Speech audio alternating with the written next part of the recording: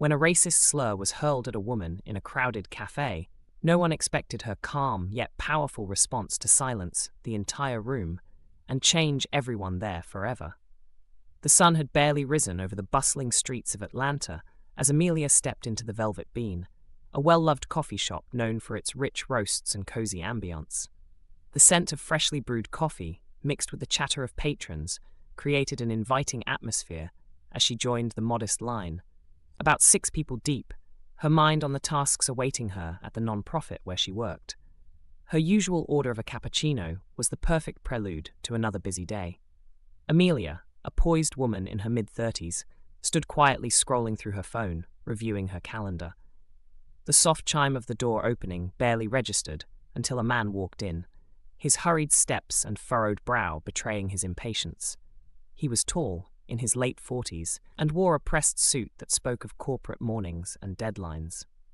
Joining the line behind her, he exhaled audibly, a sound edged with irritation. Amelia didn't look up, assuming he was just another patron frustrated by a long to-do list and too little caffeine. The man muttered something under his breath, words indistinct yet sharp enough to carry an edge. Amelia chose to ignore it, focusing on the email she was drafting. The line moved slowly, and his frustration grew audible. A huff here, a sigh there. It wasn't until she stepped forward with the line that the murmurs became deliberate. "Some people have no manners," he muttered, just loud enough for her to hear. Amelia glanced back, her eyes meeting his glare. For a moment, she wondered if she'd done something to provoke him, but her instinct told her otherwise. Deciding to maintain her composure, she turned back to her phone. As the line moved forward again, Amelia approached the counter, leaving a polite distance between herself and the person ahead. That's when his voice cut through the air. "Excuse me," he said sharply.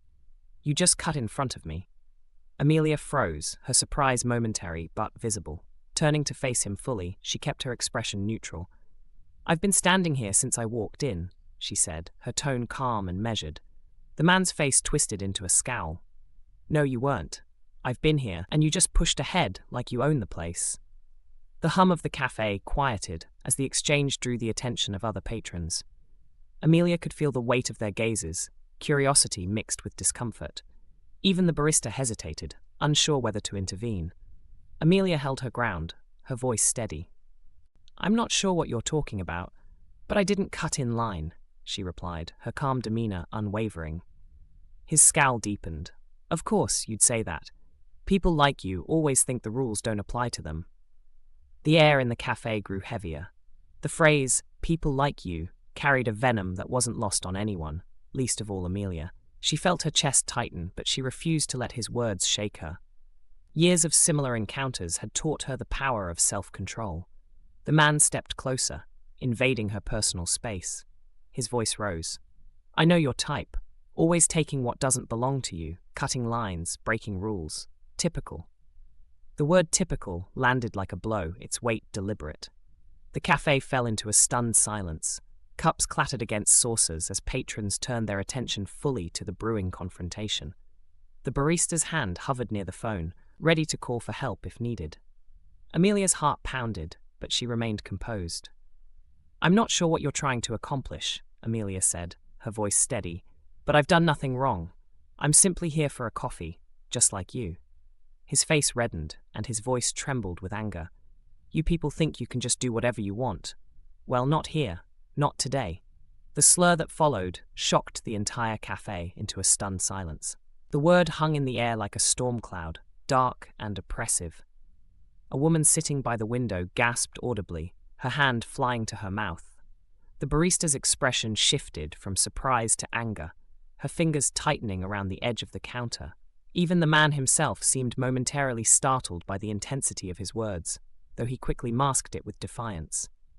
Amelia's chest tightened, but she didn't flinch. She refused to give him the reaction he likely hoped for, an outburst of anger that would validate his twisted narrative. Instead, she took a deep breath, centering herself. Her grandmother's words echoed in her mind.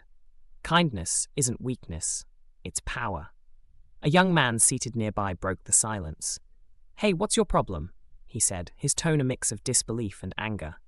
Another voice chimed in, this time from a woman standing near the counter. That's completely unacceptable.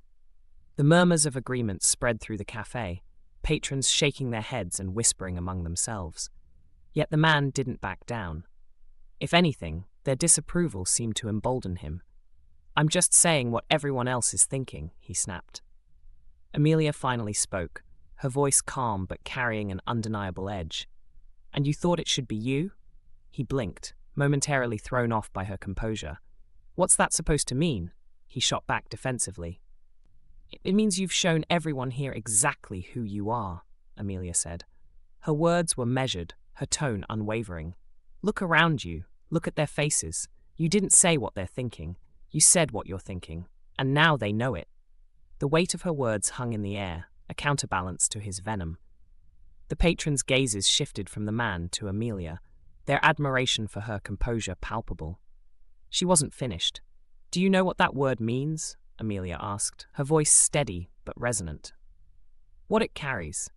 It's not just a slur, a reminder of pain, of struggle, of history, of people who endured far worse than this moment and kept moving forward. People who held their heads high in the face of hatred and chose dignity over despair." The man's bravado faltered, his defiance replaced by uncertainty. The barista stepped out from behind the counter, her expression resolute. "Ma'am," she addressed Amelia, "your drink is on the house. And as for you," she turned to the man, "you need to leave. Now." The man's face turned crimson. "I'm not going anywhere," he snapped, though his voice had lost its edge. Amelia raised a hand, signaling the barista to pause. "Let him stay," she said calmly. "Let him hear this." Turning back to the man, she softened her tone slightly, though it still carried the weight of her convictions. "I don't know what pain or fear brought you to this moment, but I hope you take some time to think about what happened here today. Because whether you realize it or not, you've left an impression on everyone in this room, and it's not the one you think." The man's mouth opened, then closed. He glanced around, meeting only judgment and disapproval. Slowly, he stepped back, his earlier bravado crumbling as he turned and walked toward the door. As it swung shut behind him, a young woman near the window began clapping. The applause spread, filling the cafe with a collective acknowledgement of Amelia's strength and grace. As the applause subsided, Amelia addressed the room. "Moments like this are opportunities," she said. "Not just for me to stand up for myself, but for all of us to decide what we'll tolerate in our spaces. Hate doesn't thrive in a vacuum. It thrives in silence, in indifference. So I ask you, how will you respond the next time you see something like this?" The room buzzed with conversation. Patrons shared their own experiences, their own stories of standing up to injustice or wishing they'd done more. The energy in the room felt transformative, a reminder that change begins with moments like these. As Amelia collected her cappuccino and prepared to leave, the barista handed her a second cup. "For the road," she said with a smile, "and for being the kind of person we need more of in this world." Amelia smiled, accepting the gesture. "Thank you. But remember, it's not about being perfect. It's about showing up when it matters." As she stepped outside into the crisp morning air, Amelia paused, letting the sunlight warm her face. The confrontation had been intense, but she felt no regret, only a sense of purpose. She knew moments like these weren't just about standing up for herself. They were about creating ripples, inspiring others to think, to act, and to grow. Her grandmother's words echoed in her mind again. Kindness isn't weakness, it's power. Amelia carried them with her as she walked away, knowing that the impact of her actions would linger, not just for her, but for everyone who had been there.